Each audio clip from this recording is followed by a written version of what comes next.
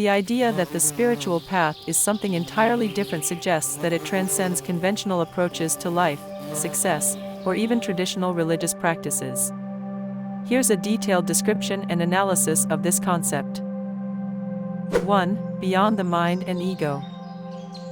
Description: many spiritual teachings propose that the spiritual path is not about intellectual understanding or adhering to belief systems, but about transcending the ego.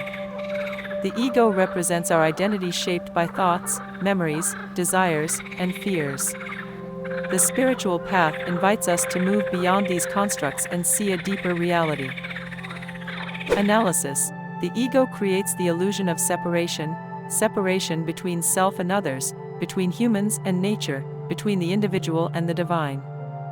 The spiritual path challenges this, suggesting that true understanding lies in realizing the interconnectedness of all things. It's not about accumulating knowledge, but about dissolving the barriers the mind creates. 2. Direct experience of reality.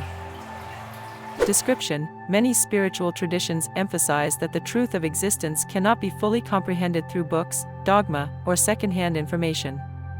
The spiritual path demands direct experience, often described as a form of awakening or enlightenment, where one perceives reality as it is, without distortion from personal conditioning. Analysis: this is a key point of difference from academic or religious study. It's not about following a prescribed path or doctrine, but about living in the present moment, experiencing life fully. The path involves practices like meditation, mindfulness, or self-inquiry, which are aimed at directly experiencing one's true nature beyond thoughts or emotions. 3. Non-attachment and inner freedom. Description: unlike the material path, which is often driven by desires for achievement, possessions, or status, the spiritual path encourages non-attachment. Non-attachment doesn't mean renouncing the world or its pleasures, but engaging with life without being bound by expectations or fears. Analysis: on this path, freedom comes from within. It is the liberation from external circumstances dictating one's inner state.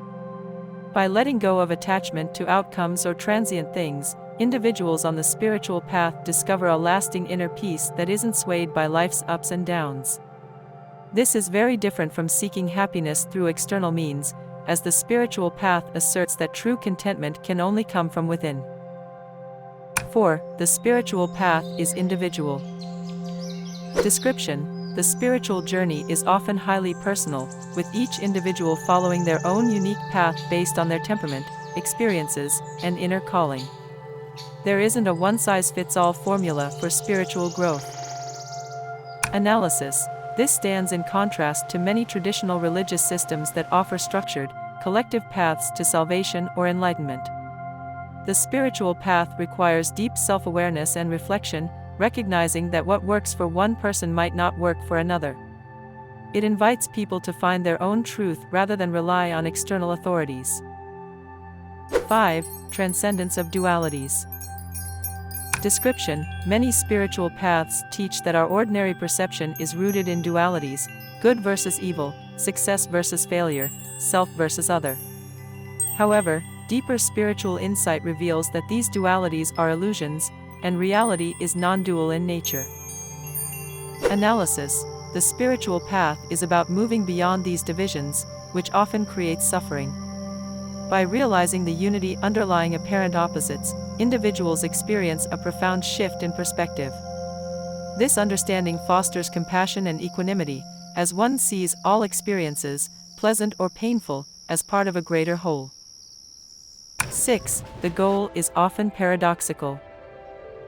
Description: many spiritual traditions emphasize that the goal of the spiritual path isn't to gain something but rather to realize something that is already present, our true nature.